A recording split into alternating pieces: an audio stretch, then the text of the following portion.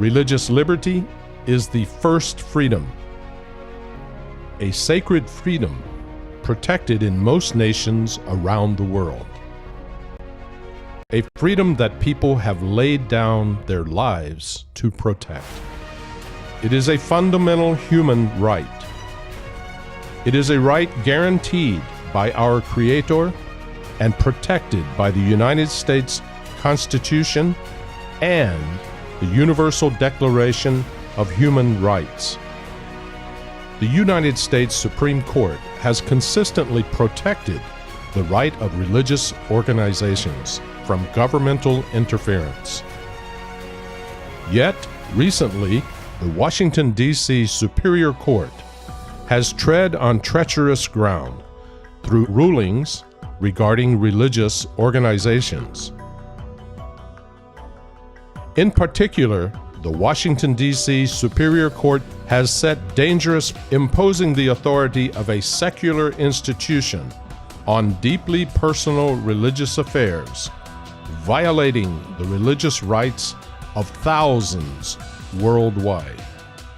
Rather than properly avoiding passing judgment on constitutionally protected religious freedoms on heavily disputed matters, and without giving the defendants the due process guaranteed by the U.S. Constitution, the D.C. Court of this religious group. This has serious implications for all religions and faith-based organizations. Courts should stay out of matters of religious belief. Courts should not engage in determining the structure, purpose, and meaning of any religious group or faith-based organization. This is why it is our duty to call out the judges. If we do not stop this serious attack today, how will future generations freely follow the dictates of their conscience and belief? Find out more on our website. Speak out against judicial overreach. Join the fight and defend your right to believe.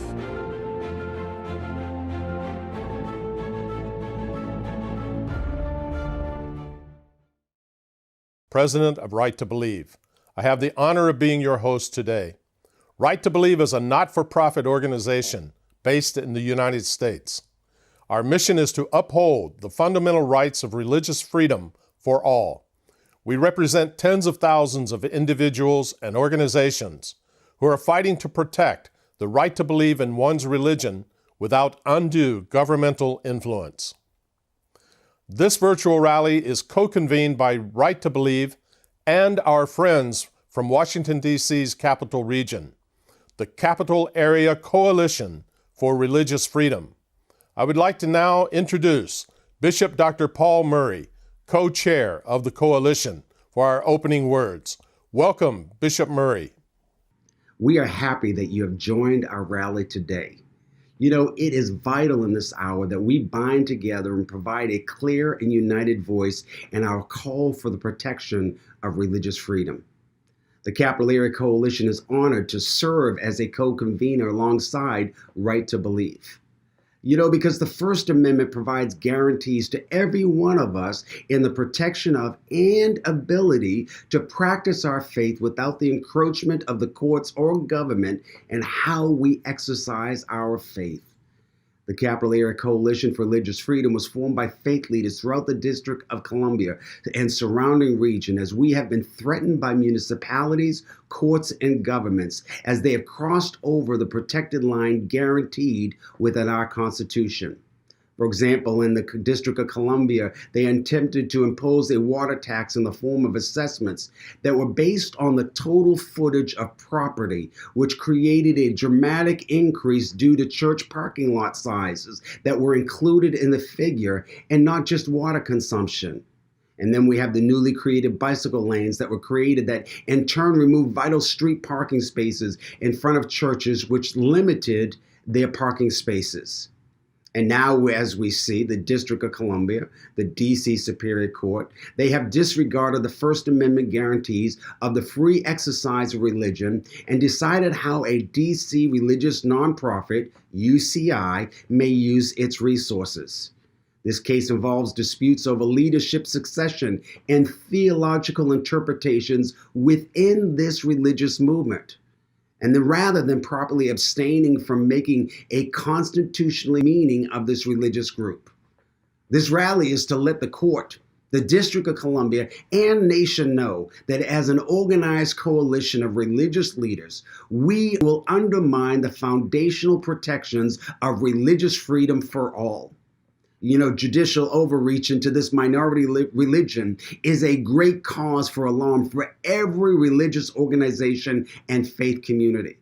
We must not call the alarm, but we must exercise our constitutional right to bring grievance to this court and government and let them know that they are in violation of the protections granted to each of us.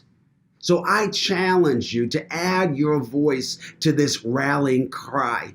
You and I cannot remain quiet. It is our obligation as a citizen. So thank you again for joining us today. Your voice and presence matters. Blessings to you and this great nation. Thank you, Bishop Murray, for your very important message for today's rally. This freedom. I want to personally thank the coalition members for their support for today's virtual rally. A threat to any religion is a threat to all religions, and therefore, we are all in this fight to protect this most fundamental right.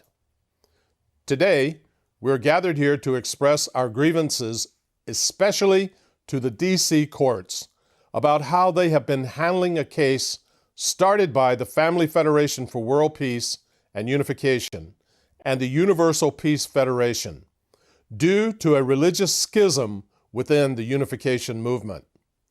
These entities have been attempting the living son of the founder, Reverend Sun Myung Moon. This court case is just one of 30 cases that have been brought against Dr. Moon on 3 continents. This is a religious issue at its core, and the Washington, D.C. courts should not serve as an instrument to further incite religious persecution. We ask the D.C. courts to dismiss this case on First Amendment grounds because it does indeed involve a religious dispute.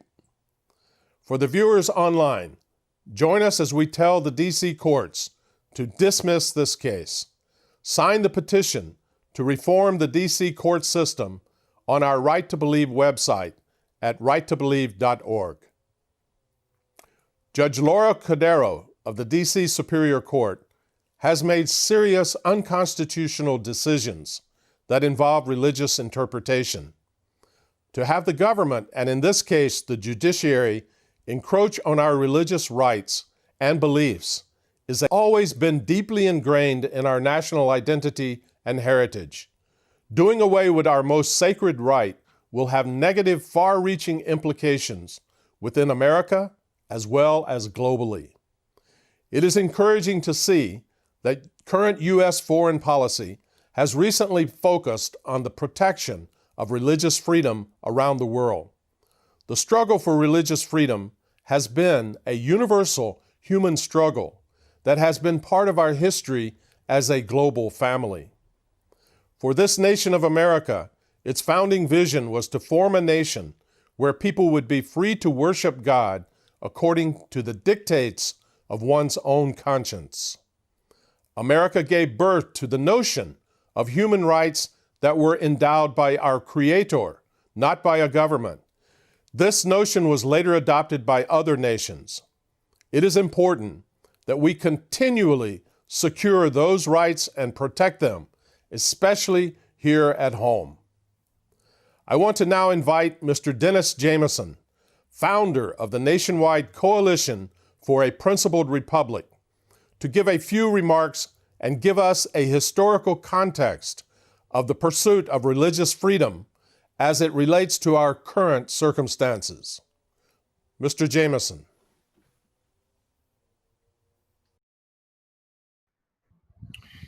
Good day, everyone. It is a rally for religious freedom. I would appreciate it if you would permit me to begin by reading a few passages from a religious people. From David's Psalm in chapter 40, we read, "I waited patiently for the Lord. He inclined to me and heard my cry. He drew me up from the pit of destruction, out of the miry bog, and he set my feet upon a rock, making my steps secure. He put a song of praise to our God. Many will see and fear, but put their trust in the Lord. Blessed be the man who makes the Lord his trust, who does not turn to the proud, and who does not go astray after the lie." The Jewish people were worshiping God for thousands of years, but they have been through so much persecution, racist slander, and a horrible Holocaust the world should not want to forget is one of the worst types of inhumanity in history. They have gone on through thousands of years as a people called by God to follow his ways, despite what the world has done to them. As mankind developed, another religion grew in the soil of the Hebrew society. Christianity grew from the genuine sacrifice of the Son of God for the sake of all God's children. However, there was corruption and a willingness, as the Roman Empire persecuted and executed early Christians. Other religious traditions grew in this period, and ultimately a serious break from that church foundation, that early church foundation, came in a genuine protest against such deprivation and willing destruction of others' faith. The Protestants, they fled England because the Anglican Church, which was a church created in the image of the Catholic Church, repeated a similar type of persecution of those who chose to believe differently. People of a different faith. Our nation just celebrated Independence Day on July 4th. That independence came from a long and hard-fought struggle for freedom. Those foundational freedoms were initially proclaimed to the world as the God-given inalienable rights in our Declaration of Independence. This nation is linked to liberty by its conception or by the intent of the Founding Fathers. The same drive for freedom that led Moses and the Hebrew people in their exodus from slavery in Egypt led the pilgrims in for freedom. That is where the spirit of freedom is. The spirit of freedom is the spirit of the Lord. 1776, this nation became consumed with the spirit of freedom. That spirit led Thomas Jefferson to write the incredible words of the Declaration of Independence, which was a manifesto, also realized needed to be protected by the U.S. Constitution, and that's why the Bill of Rights is so important. However, these fundamental rights are hard to practice. These ideals underlying the freedom that we have are hard to put into practice on a regular basis. It has been this way since the nation was created.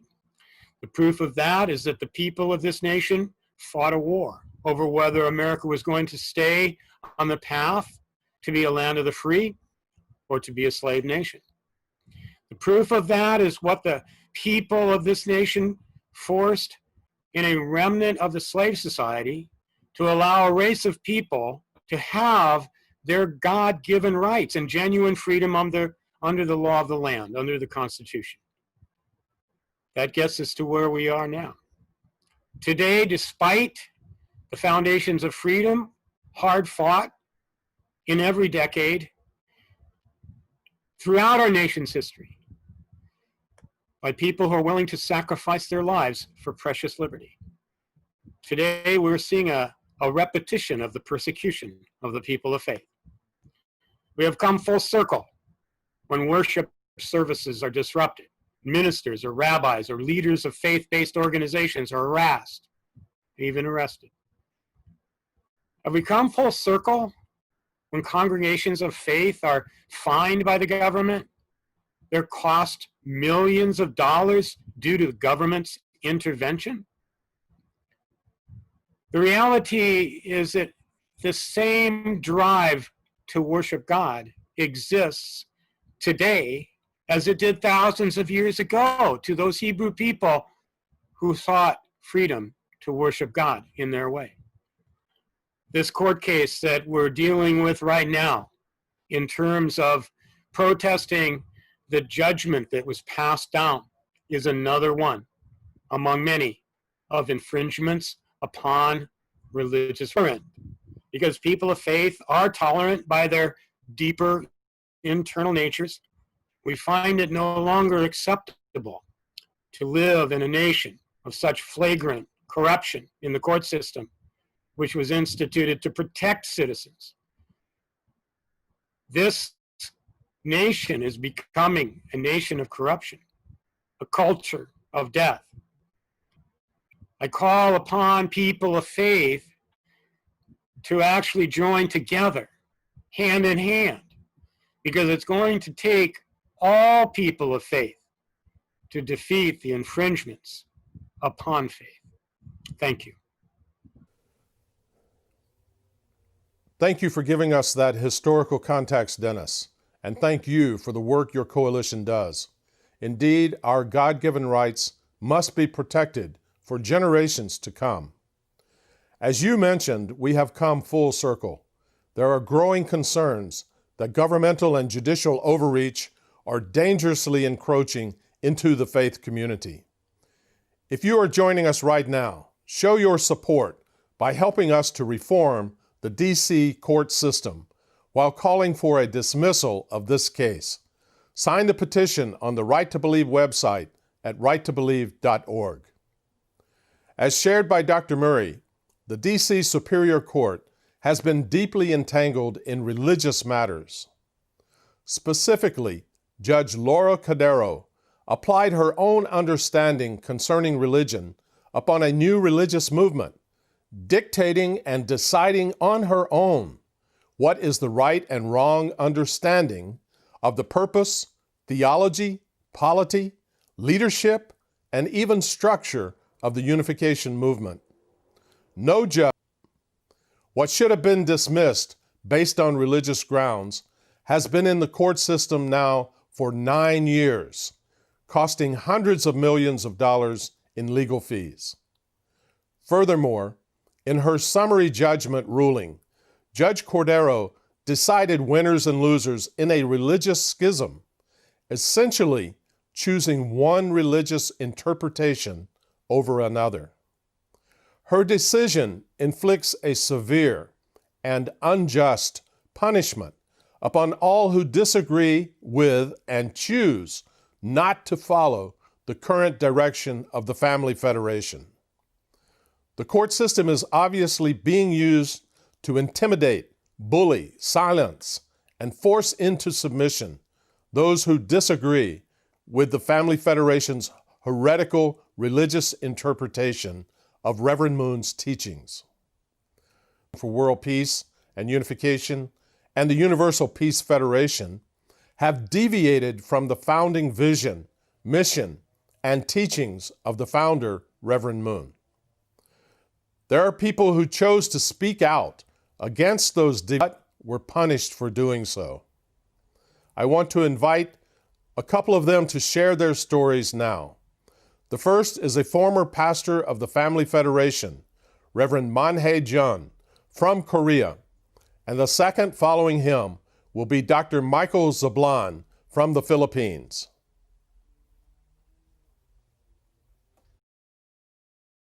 안녕하십니까.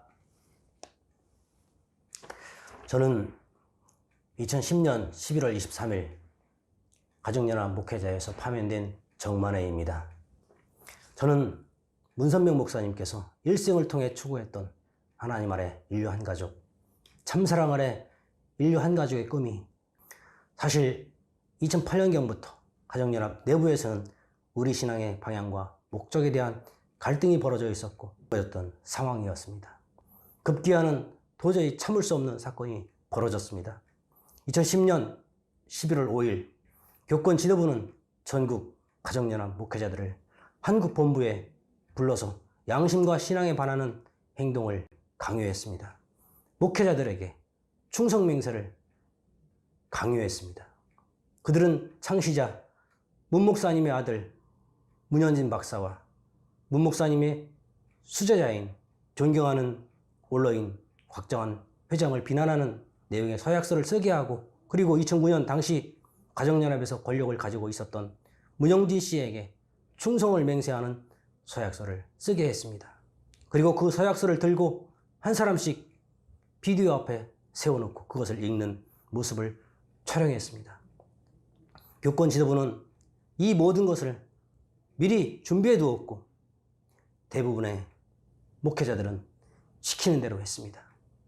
저는 그 순간 목회자들 앞에서 양심을 버리지 말아야 한다고 호소했습니다.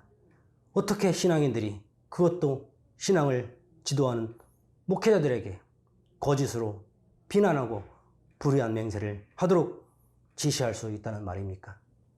가정연합 교권 지도부가 이런 식으로 연로하신 문선명 목사님을 거짓으로 속이고 있다는 것입니까? 어떻게 참사랑과 양심을 가르치는 신앙단체에서 이런 거짓과 위선이 난무하는 사건들이 벌어질 수 있다는 것입니까? 그 누구도 신앙의 자유와 양심의 자유를 침해할 수 없다고 헌법에 천명한 민주법치국가에서 어떻게 독재사회에서나 있을 법한 이런 일이 일어날 수 있다는 말입니까? 목회자들의 이 지역적 비디오 촬영을 멈추라고 가정연합 교권 지도부에 강력히 항의하였고 충성맹세를 거부했습니다.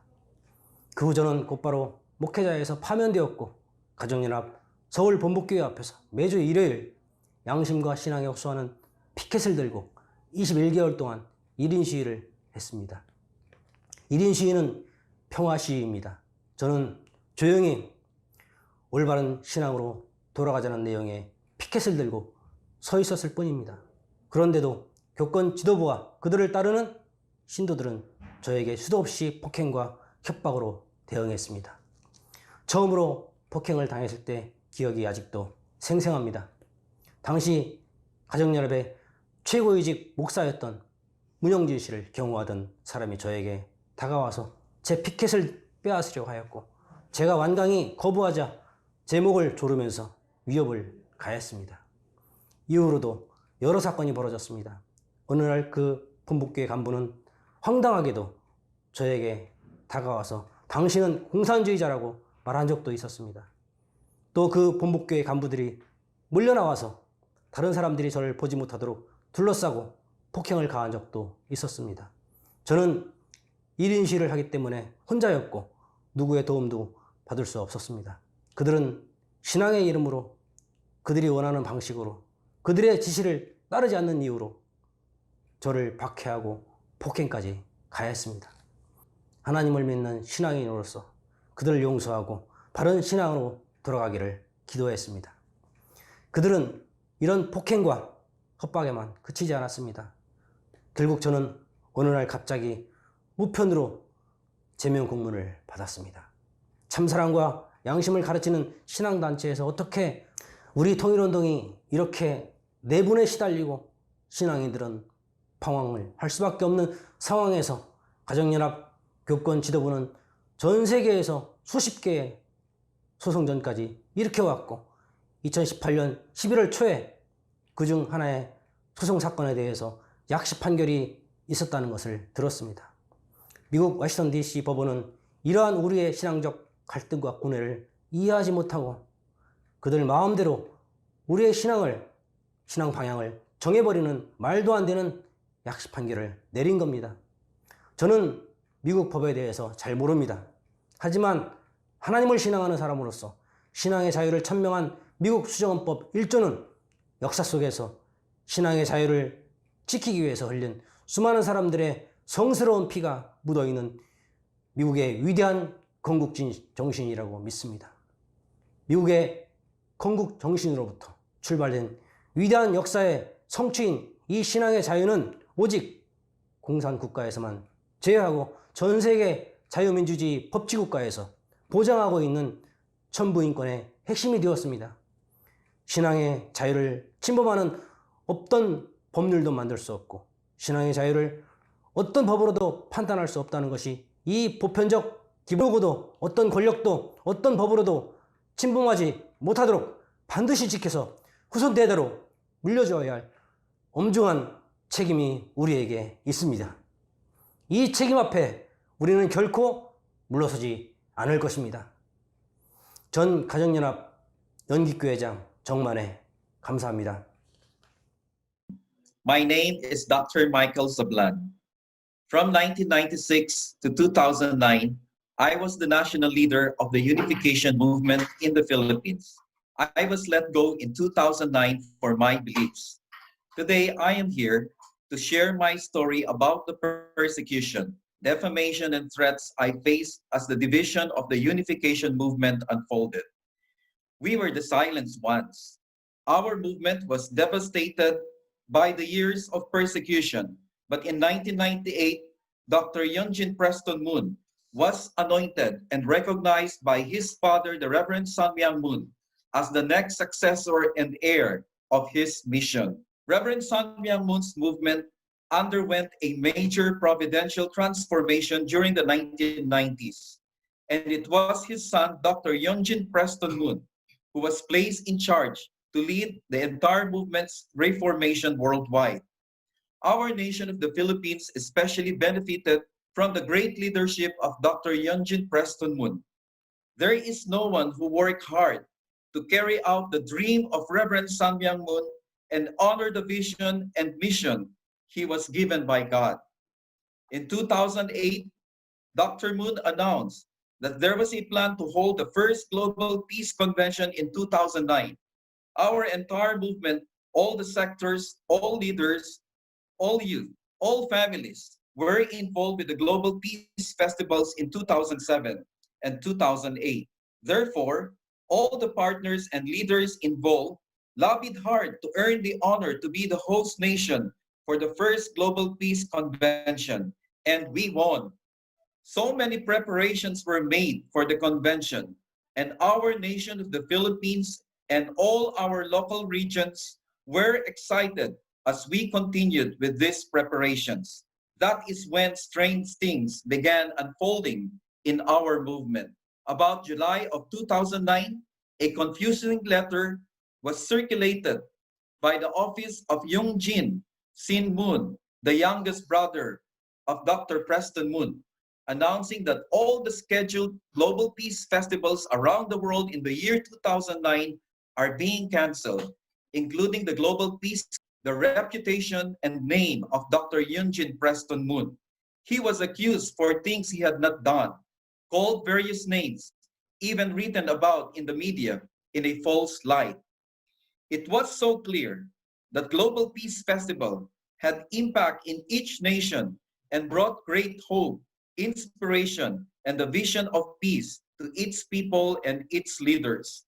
Despite this, Dr. Chung Shik-yong gathered all the Asian leaders and announced that he is canceling the Global Peace Convention in Manila. He was specifically picking on me and shouting repeatedly, "You have to stop the Global Peace Convention in the Philippines. Do you understand? Cancel everything." In the middle of November 2009, in the middle of the meeting, he suddenly took away my 2 cell phones and beeper. I was very suppressed with this action and words and cried out that I needed to pray and meditate. Tickets were prepared to fly me out of the Philippines to Korea to a training center in the mountains.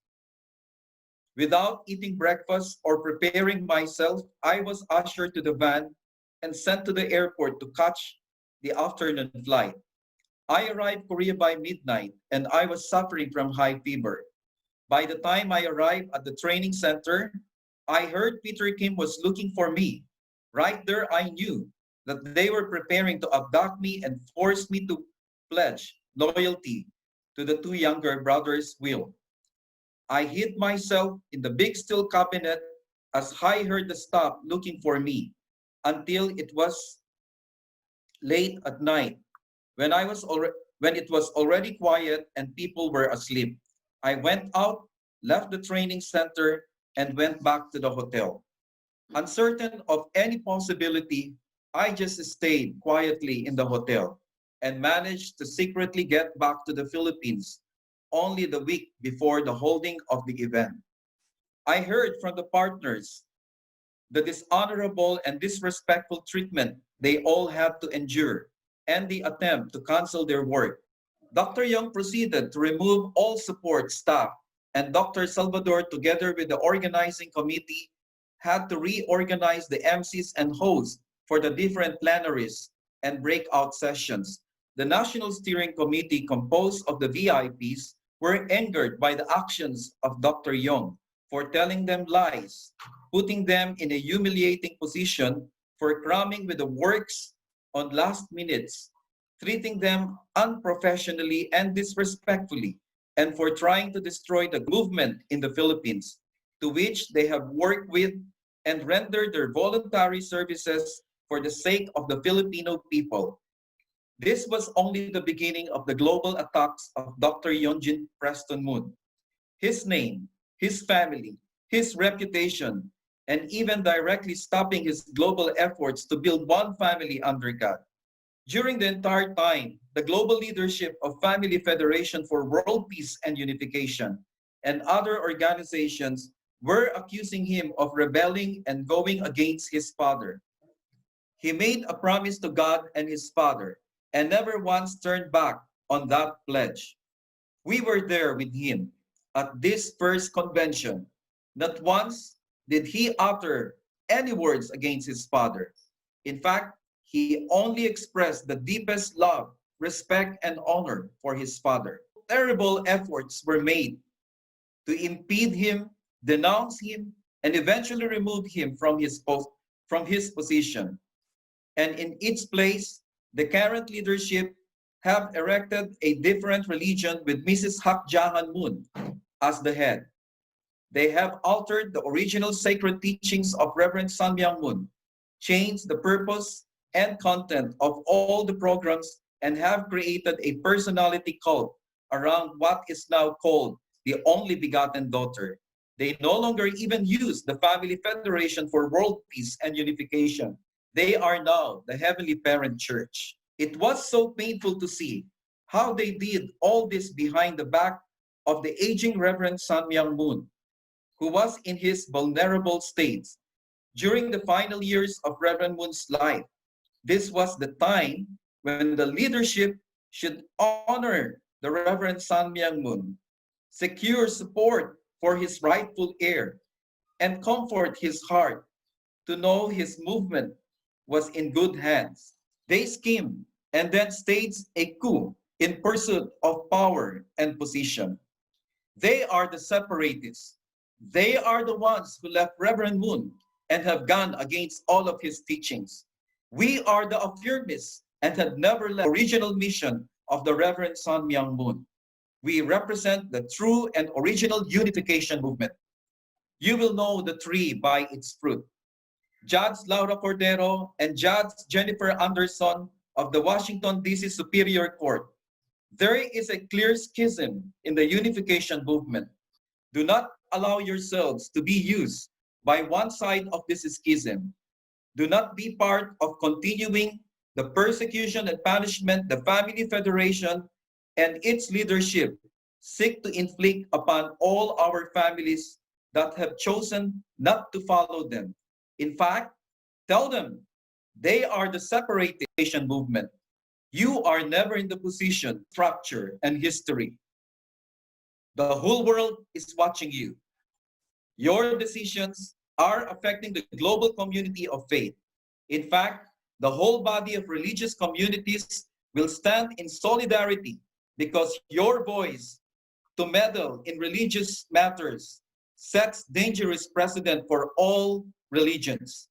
Judge Laura Cordero has violated the U.S. Constitution and the religious freedom for us all. Judge Jennifer Anderson, do the right thing. Go with the original ruling that this is a matter of religious abstention and dismiss this case.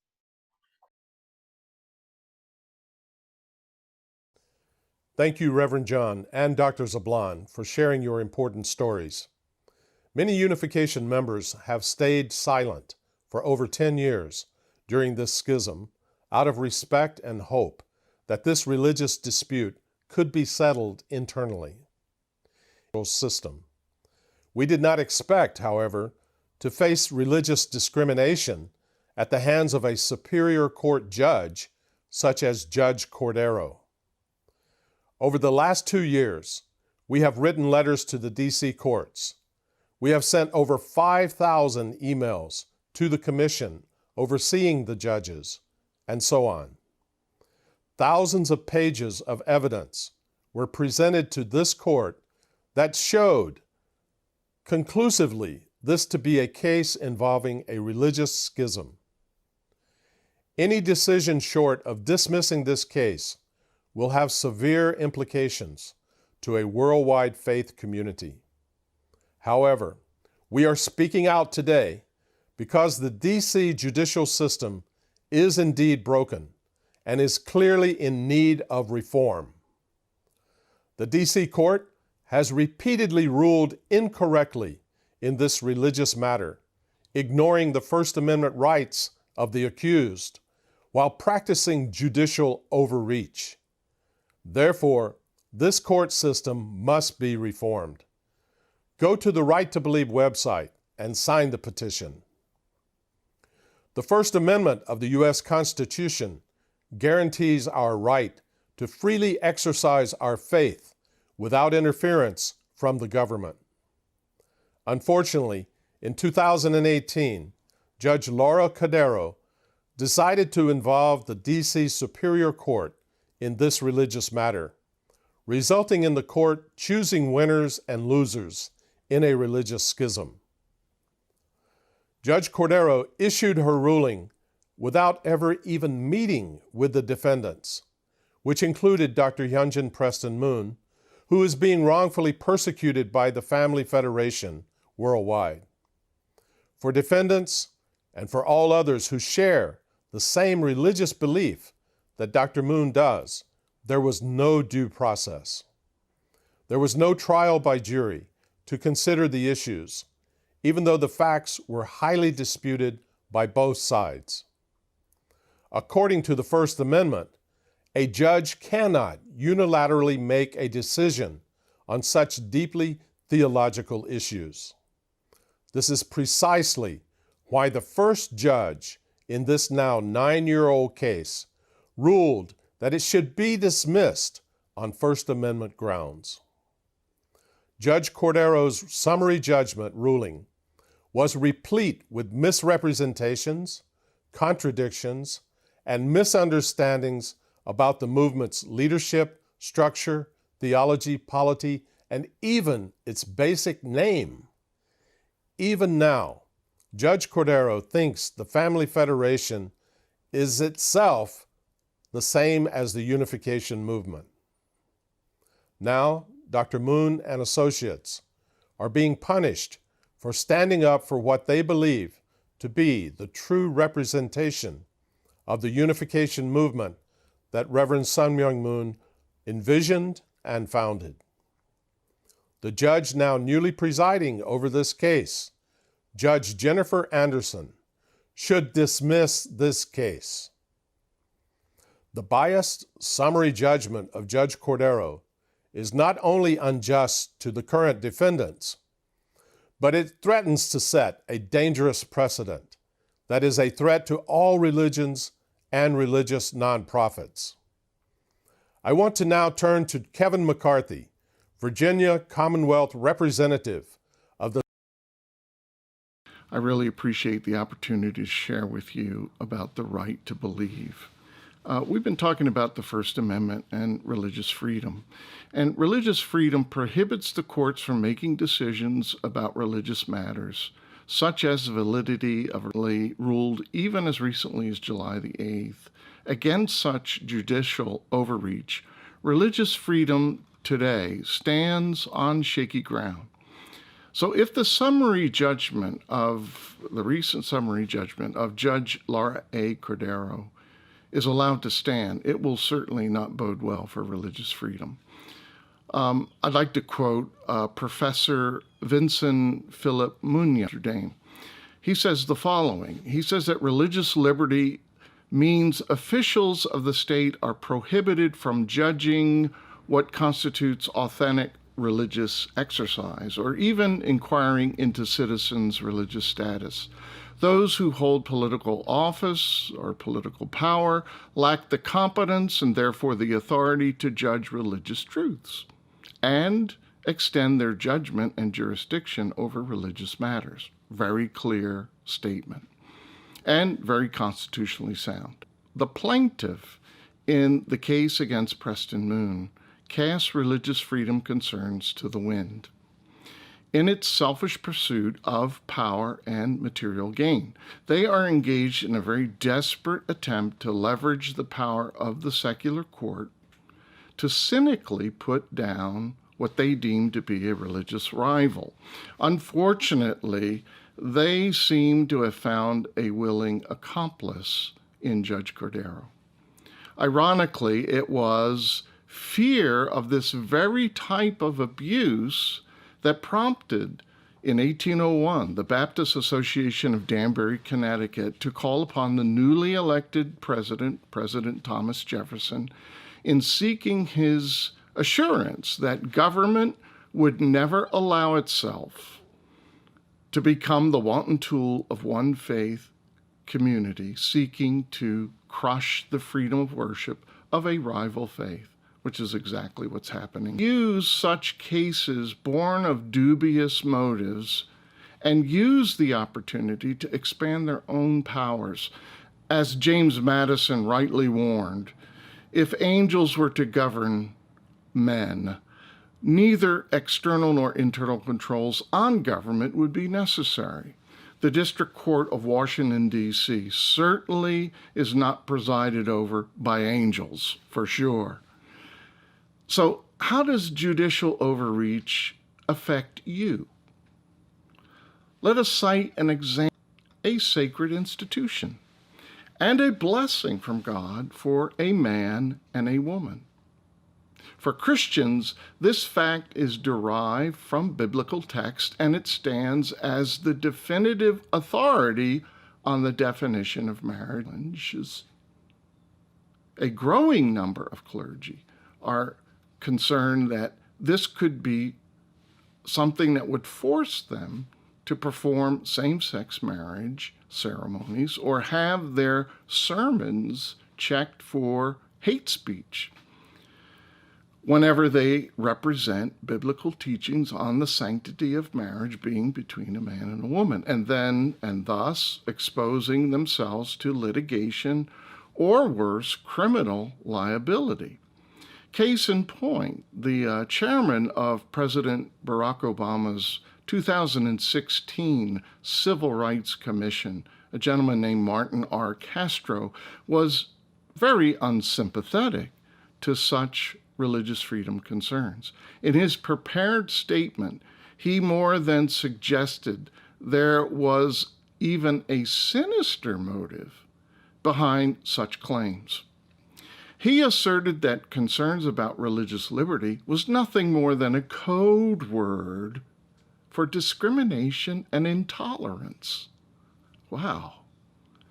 If Judge Cordero's ruling is allowed to stand, it will be the precedent for any judge to exercise a new authority to deem what part of your faith is correct and not in the public interest.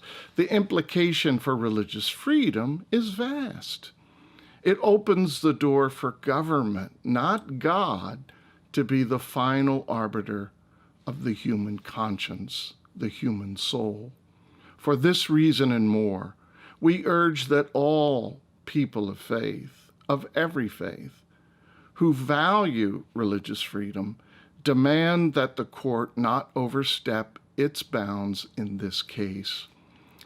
Let us all stand together for the right to believe. Thank you very much. Thank you, Kevin McCarthy.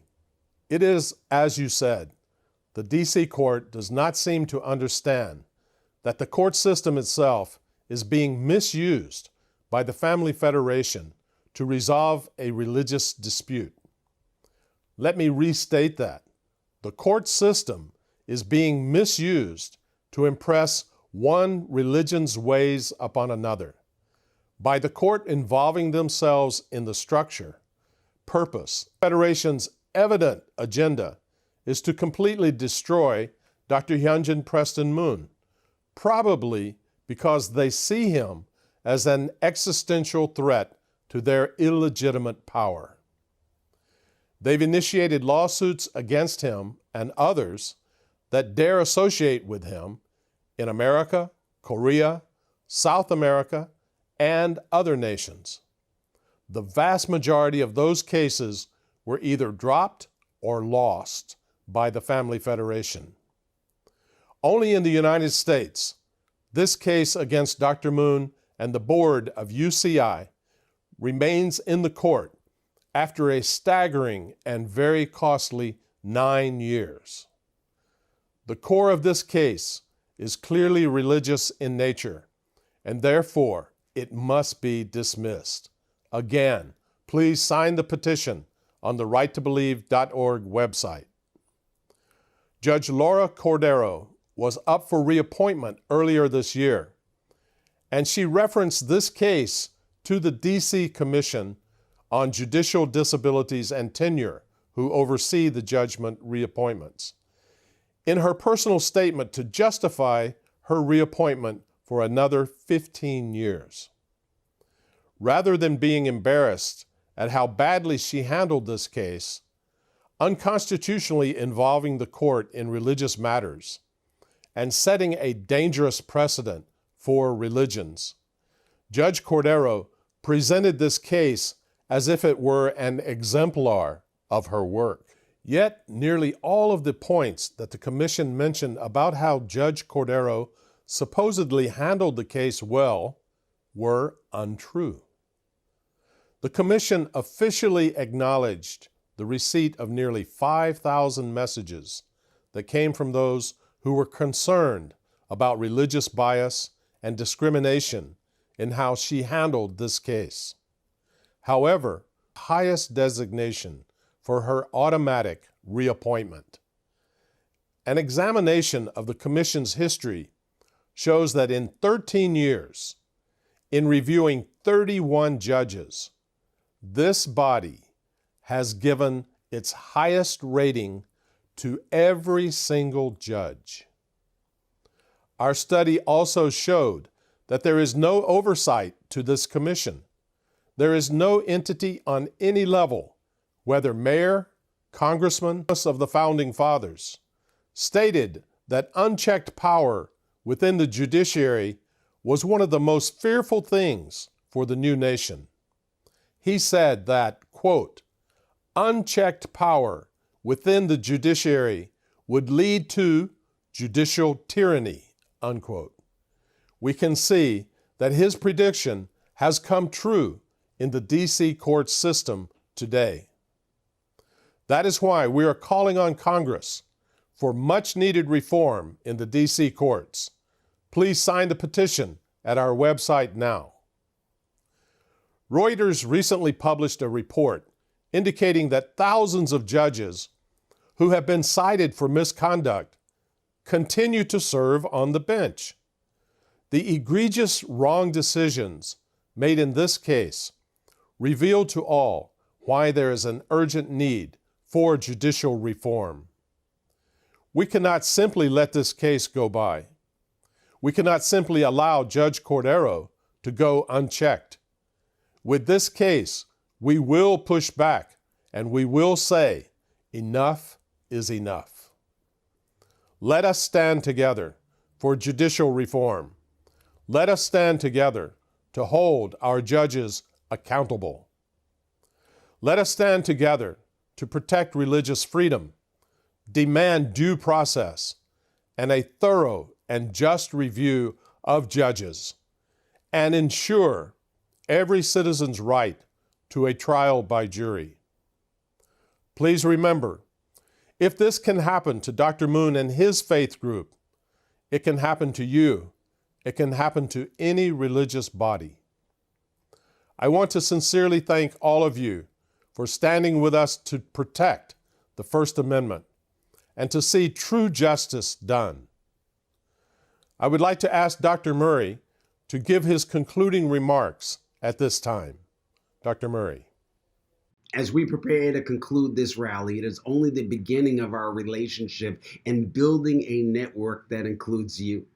I am confident with your help, we will be successful in not only bringing attention to this overt encroachment by the D.C. Superior Court, but also by protecting the future of religious freedom for all of us.